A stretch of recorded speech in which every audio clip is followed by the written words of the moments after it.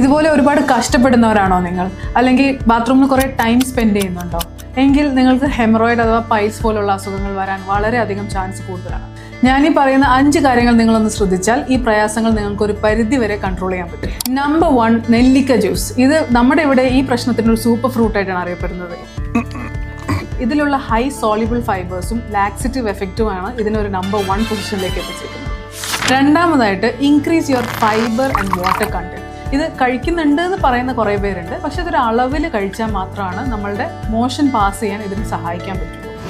Number 3, warm tea and caffeinated drinks. This has a short-term stimulant effect on the bowel. And number 4 is high fiber fruits like kiwi, apple and vegetables like spinach and kale. Lastly, number 5, സ്ഥിരമായിട്ട് European closet ഉപയോഗിക്കുമ്പോൾ ഒരു stool ഉപയോഗിച്ച് നിങ്ങളുടെ കാലുകളുടെ position ചെറുതായിട്ടൊന്ന് elevate ചെയ്ത് വെച്ചാൽ നമ്മുടെ rectum empty ചെയ്യാൻ ഈ ഒരു പൊസിഷൻ ഹെൽപ്പ് ചെയ്യും. അപ്പോൾ ഈ സൊല്യൂഷൻസ് ഒക്കെ ഒന്ന് ട്രൈ ചെയ്ത് നോക്കുക. അതിനോടൊപ്പം ഇതുപോലെ ബാത്റൂമിൽ കുറേ ടൈം സ്പെൻഡ് ചെയ്യുന്ന ഫ്രണ്ട്സ് നിങ്ങൾക്കുണ്ടെങ്കിൽ അവർക്ക് ഇതൊന്ന് ഷെയർ ചെയ്ത് കൊടുക്കും.